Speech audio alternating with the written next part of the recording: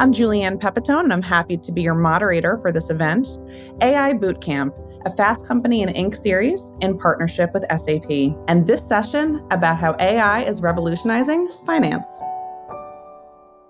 As we're going to be discussing throughout every part of this AI Bootcamp series, artificial intelligence is changing at just about every aspect of business. It seems everyone's talking about it, and for good reason. But the finance function in particular has some special considerations. There's an even higher need to protect sensitive data, to ensure accuracy, and to make sure that finance stays efficient to keep the rest of the business chugging along. So, AI. How can AI keep these core finance tenets at the core while also helping finance leaders focus on that human, value-driven work? Here to discuss this and more, I'm so happy to introduce our panel of experts. Today, we have Dr. Walter Sun, SVP and Global Head of AI at SAP, Dr. Kevin Jones, Associate Professor of Management at Indiana University, Columbus, and Dr. Amy Dufresne, Chief Executive Officer of HR Certification Institute. Thanks to you all for being here. So AI is on everyone's mind, but today we're homing in on finance. So I'd love to start just broad strokes on this specific space. Tell me about what the major ways are that AI is revamping the finance organization in particular. Walter, if you could begin. Yeah, sure. Thank you, Julianne. There's a lot of manual labor involved in finance when it comes to closing month-end, quarter-end technologies. And so in order to close the books, previously people did a lot of work to take unstructured data and process it into ways that would fit the bookkeeping. I think a lot of the AI technology we have today with generative AI can handle unstructured data and find ways to organize and bring it all together so that a lot of the prior manual work can be automated. That's great. Could you give an example of the unstructured data you mentioned? So imagine if there's like 4 to 5 different divisions in a company and a CFO wants to figure out how the books are. Each of the different divisions can handle the information differently. One person could have it in a spreadsheet. The other person could collect data through, let's say, even emails. Another person can have just Word documents. And so as you can see, the structured data, which are in spreadsheets or comma-separated files, values in files, you can actually process more in a more organized manner, whereas an email or a Word document has information that's not really structured. And so how do you use AI to find ways to organize, extract the relevant entities, extract the relevant dollar amounts and everything else? That's the technology that we're talking about using to help improve the process of organizing and collating all the data sets in the same way. Thank you. And Kevin, same question to you. My first statement is data analysis. Because there is so much data that is available to us today in the area of finance, we have really no choice but to turn to augmented intelligence, aka AI, because it allows us to process all this data and also create frameworks for analysis that may be things we've done before, but may help us to identify other tools of analysis. And that's really one of the strengths we have today, is we are not restricted to what has already been done, but we can actually begin to identify new ways of interpreting the data to advance our financial capabilities.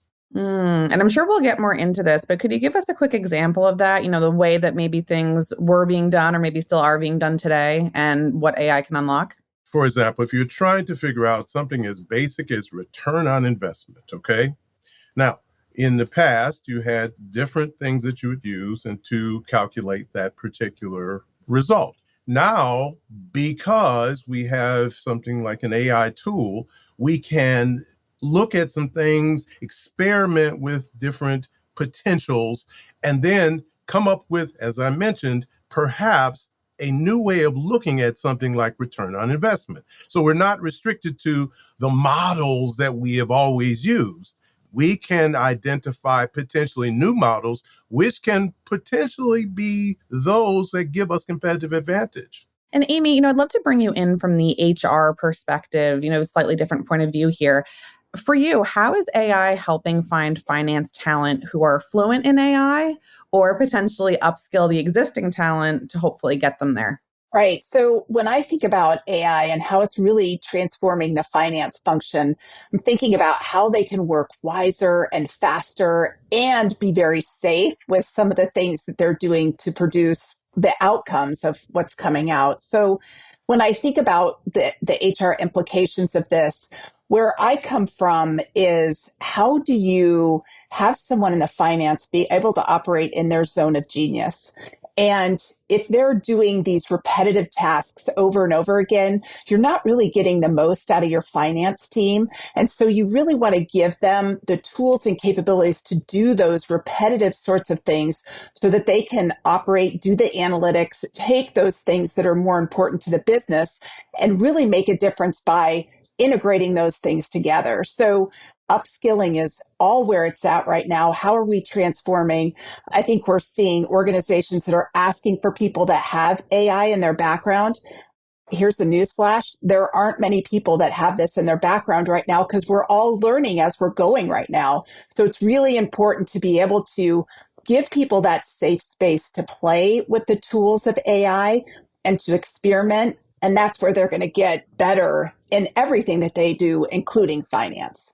I love your framework on this too, zone of genius. I think it's a more eloquent way. I think we hear a lot about let AI do this stuff over here so you can focus on kind of the real human work. But yeah, I really like how you frame that up with zone of genius. Well, I won't take credit fully for coining that term. Gay Hendricks, who's written The Big Leap, it's a little bit of an old book, but I think it's an oldie and a goodie. And he talked about how do you find people's zone of genius? So I think that that's really what HR and all of us as business leaders aspire to do. I think you all discussed a few different themes there. We've got zone of genius, talked a little bit about innovation, efficiencies. I'm curious, when it comes to finance in particular, if you had to pick one of these categories, I know it's a little bit of a tough question, where is AI supercharging the most when it comes to finance? Kevin, if we could start with you. Well, it's data analytics. That, to me, is where the supercharged or superpower of AI comes into play. Because, as I mentioned before, there is more data available to us than ever. And the idea of people sitting in a room and looking through charts of information or looking at databases of information, that doesn't make sense. It's not efficient and may not be as effective.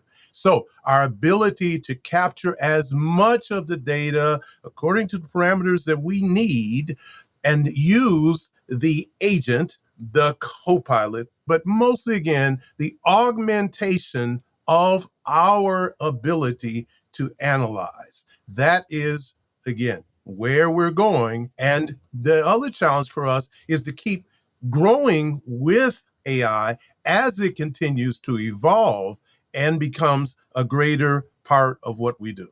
Absolutely. Yeah, that's definitely a point I'm going to want to come back to as well. So hang on to that thought. And Walter, same question for you. If you had to pick, you mentioned a couple of different areas. Is there a certain type of organizational process or kind of a service category that you think AI is supercharging the most for finance in particular? I think efficiency, like Kevin was saying, is a big area, right? How do you automate mundane tasks? How do you automate repetitive tasks? I think that's a big thing. I think people like to be creative. I think Amy was talking about that in her prior answer as well, how, the whole idea of you have a lot of things to do, in your job, and some of it's fun, some of it's mundane, some of it's repetitive. And so if you can use AI to remove the mundane and repetitive, you spend all of your time doing the exciting, interesting things. You get more done, and you also are able to be more excited about your job. You come to work, no one comes to work and says, for developers, I'm coming to comment code, right? I'm coming to write code. Right. Commenting is a part of the job, right? And so it's like, how do I help automate tasks that aren't super exciting? And so you asked a second question about like which industries. I think the service industry can be disrupted very well. I think especially customer service, when you think about, there are already some bots out there that do basic customer service. And so the idea of using AI to help further increase what we call deflection rate, which is the percentage of times that a question can be answered by a machine versus a human. Increasing that can really increase the efficiency and reduce the cost. People have to run customer service agencies. And the whole idea is that sometimes you're calling a restaurant, you want to know the hours. That can be automated, right? That's just a simple question. On the other hand, if you have a very specific question about like the ambiance or certain seats you want, you need to talk to a human being. So having an algorithm that helps kind of increase the ability to deflect questions which can be quickly answered by machines, that's kind of where I think AI can add a lot of value. And so, especially with generative AI, which can even provide very well human-like responses as well, the value is huge in that area, in my opinion. And Amy, would love to just shift a little bit, from your HR perspective. Walter just mentioned it certainly seems, if you're able to automate a lot of maybe the more mundane tasks and people are more excited to come to work and do the more fun stuff, there's obvious kind of talent attraction and retention there. But I'd love to hear, a little bit more about that and just more broadly about how HR is helping the finance function to kind of reimagine how they work in this AI era. Right. I think that HR is being a partner to not only finance, but everyone across the organization, because it's really this mind shift that's taking place. So we did a survey with another organization all about AI. And we talked about it on one of our webinars, and we got a lot of feedback from HR leaders who were saying, we're really excited about this. We're really nervous about this. We're really fearful about this. And I think that that's really the sentiment that we're seeing across the board in every function, not just finance and not just HR. So I think it's HR teaming with finance because they're really the backbones of the organization, from the back office of the business, really sort of catapulting the organization forward. And so they could lead the charge in having this culture change happen within their organization.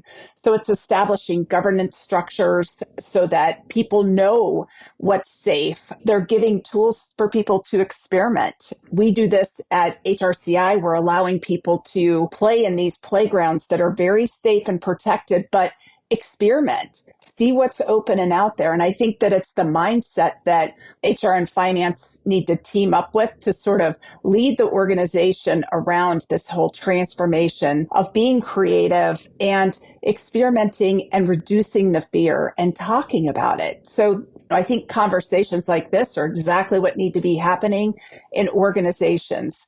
Putting your head in the ground is not the right thing to do right now. It's really being out there and talking about this. So I think this is a wonderful space to be sort of leading the charge and having these conversations. Yeah, I love this idea about these safe spaces to experiment too, because I think AI can mean so many things. It can seem like kind of this shadowy idea you kind of know about, but I think sometimes it is, fear of the unknown. And if you don't feel like there's a place you can experiment with it, you kind of don't know until you're sort of out of the frying pan into the fire. So, I'd love to stick with you, Amy, on this. You mentioned these kind of sandbox experimental environments. Are there other types of AI powered or AI related products, services, processes that you're particularly excited about in this space? In your case, HR helping the finance function in particular? So for us, without naming particular organizations, I think it's giving people the tools to have these safe spaces to play around in. For what we're doing and what we've seen work really well is that organizations are talking about this. They're having town hall discussions and highlighting how AI is being used across the organization so that there reduces this fear and anxiety that's taking place, and really having those conversations about AI and what it means and how it's going to impact your job. And then talking about how exciting it will be. I think both Walter and Kevin said this, but who wants to come in, wake up in the morning and do these rote things that are very boring and mundane? Everybody wants to contribute and give back. And so I think it's, again, setting up these tools within your organization to run these experiments and try and play. Walter, same question for you. What particular types of AI products, services do you think, are you particularly excited about in this space, especially as it relates to the finance function? What I talked about earlier about dramatically simplifying closing periods. I think extremely manual, time consuming, the processes that can require late nights and long hours. And it can be simplified very much, with technology that I think employees be willing to take on with open arms, given the fact that it can make their work life a lot better. One of my first jobs in the industry was working in money management. And unlike quarter end close, when you manage a fund, you actually have daily close for mutual funds and you have pricing to report the net asset value. Back then, I think 5:30 p.m. Eastern time was the deadline. So, oh boy, the market closed at 4 p.m. and 5:30 is a very stressful manual procedure that was repeated 5 times a week. 52 weeks out of the year. Oh my gosh, I'm stressed just hearing about it. So you can sort of see if you can automate it. First of all, I think it makes people's lives better. Second of all, because it's so tough for people to do, I think that people in the industry would be very open to trying it out and using it to improve their livelihood. Right, wonderful example. Kevin, same to you. I imagine potentially in data analysis, since you see that's where AI is really supercharging. Any specific AI products, services, processes that you're most excited about? Well, actually, I'm going to take you a little bit different direction, because while there are plenty of products that exist, I think an important point to make with regard to what all the products do, and it goes back to our major theme, is creating efficiency. So let's look at processes, organizational processes. And this is what we're trying to figure out, is how the work of data analysis, finance, strategic planning, all of these things are now changed because of our ability to turn to a informed assistant, okay, aka AI, which can do something we've always done. We've done modeling in finance. Well, there's new tools to model in finance. There's new tools to look at revenue growth potential versus potential loss, profit loss, and so on and so forth. We go all through the financial terminology, but these tools simplify things for us, at the same time allow us to access a broader sphere of data to enable us to make decisions that have a greater probability of success. And that is what the tools allow. And now, again, we're not replacing human judgment. This is an important point. It is not replacing human judgment. It is saying, all right, these tools provide us with a way for us to reflect, to think, to make decisions with. And once we use them, we recognize that we have strengthened, augmented our ability to perform rather than take away from our ability to perform. Thank you. And Kevin, we'll stick with you on this one, from your management perspective. For finance executives who are developing their AI strategy, certainly is going to take collaboration with their tech colleagues in the CIO or CTO offices. What are some of the key questions or, conversation topics they should be broaching with those colleagues? Well, we can start first in the C-suite, okay? How is AI transforming our organization? How is it transforming our people? How is it transforming our processes? How is it affecting our ability to be competitive? Okay. So these are questions that it's a base question, is that we recognize that generically artificial intelligence has been here. But as we go forward, the increased use of AI is present. And also, now, as we look at organizational transformation, which I think is key, are we transforming in a way that aligns with the culture we are establishing? Or are we needing to now potentially shift our culture to incorporate how the technology, the external driver of the organization, is requiring us to be able to meet the changes that are occurring in the external environment? Sorry to sound so professionalist on that, but that's kind of what I'm saying. Well, that's what you're here for, Kevin. Walter, same question for you. For folks who are tuning in who are developing their AI strategy, what conversations should they be having with the CIO and CTO in particular, or with other business units in general? Great question. I think along the same lines of what Kevin said, I think it's asking the question of what will it take for you to adopt this technology? I think we should build metrics and measurement tools if they don't exist already of what are the costs for adopting or benefits of it. And so I think if you can have a good metric to say, hey, look, I have a service industry, I have certain metrics I track. Do I see improvements by using this technology? And if so, how much do I save? How much more efficiencies do I get? How much more throughput do I get? I think that answers the first question. And then you talk about infrastructure. The question is, can you work with engineering teams and say, do we have the infrastructure in place to have everyone adopt this technology? If people wanted to try out some generative AI, is there a way for us to all use it in our corporate network, if you will?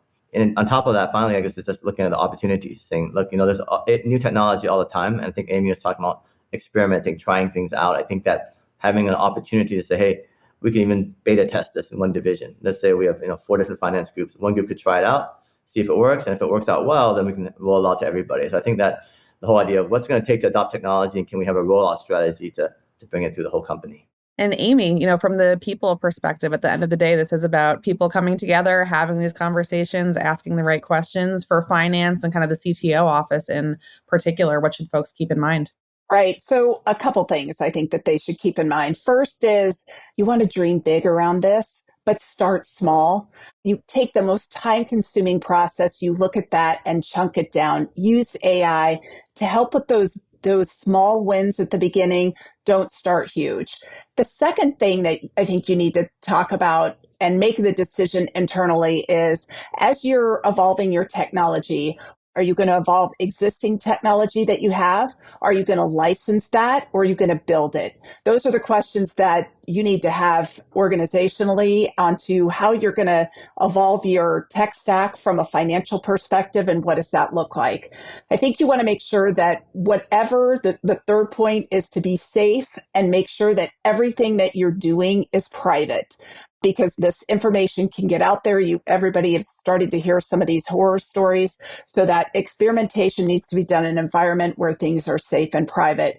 And then make sure people are monitoring and interpreting what they're seeing and coming out of AI and adjusting accordingly to the outcome of what it is that they're trying to do. So those are really the 4 points when I think about sort of that CTO, CIO discussion and CFO and, sort of what should be going on in the C-suite. Those are those conversations that the C-suite should be having.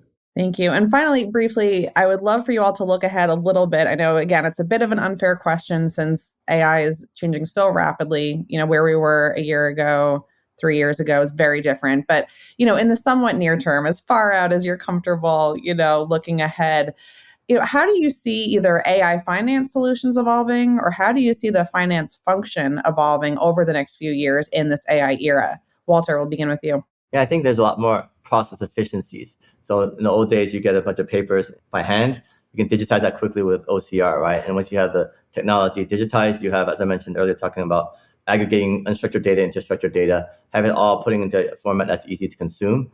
And then having finance workers feeling comfortable speaking and communicating with machines using natural language. One of the biggest parts about generative AI is the fact that instead of having to know how to write code or how to do anything in a very sophisticated technical manner, you can use what's natural to you, which is spoken language, English or whatever language you prefer to speak in, talking to a machine and saying, hey, give me a report, give me the projections for the next 6 months, or what's the month-to-month spend, or what's the run rate. All that kind of information can be done by humans talking to or communicating with a machine versus like knowing how to find the right document, finding the right application, opening up, training someone and explaining to people how to use it. I think a lot of these efficiencies will be handled in this manner. Amy, same question for you. How do you see either AI finance solutions evolving or perhaps, from your perspective, the HR and finance relationship in this era of AI? So I think firstly is I'd like to echo what Walter was saying about the use of natural language in really catapulting the functionality of finance. I think that's key to really transform finance from being bean counters to really being those future focused, really helping with the business. And I think that's what I think finance wants to be more strategic and focused on the future, as well as HR does too. So I think those two functions continuing to walk arm in arm with the rest of the C-suite to move these efforts forward around AI, they need to continue to walk arm in arm and move forward. And Kevin? I agree with both Amy and Walter. They're right on target. And the NLP, natural language processing, is going to, well, it is already, and going to be even more a game changer. Think about meeting prep. When you go to your meeting, how are you going to perform or prepare, I should say? Yes, you will still read, but at the same time, you'll take your digital assistant and you'll speak with your digital assistant. You'll run scenarios. You'll talk about what do you think the anticipated outcomes will be of the meeting. You'll plan before you go to the meeting with your colleagues.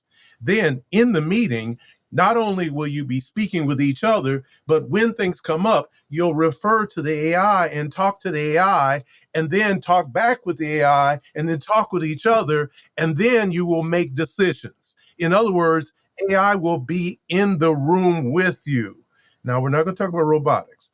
We're not going to get there right now. However, we are talking about using a digital assistant in a way that interacts with us, not just something we have to go onto a computer screen and look up, but we can ask the question of it and it can respond not with some random data, but from data that we know is accurate and also useful. So, long story short, the future C-suite basically includes AI. Well, I think that is a great place to leave it, and that is our time for this session. I want to thank each of our panelists. Thank you all so much for sharing your expertise, and thanks to our audience for being here. We really appreciate you joining us for this session on finance and for participating in this AI Bootcamp series. On behalf of SAP, Fast Company and Inc., I'm Julianne Pepitone. Thanks for tuning in.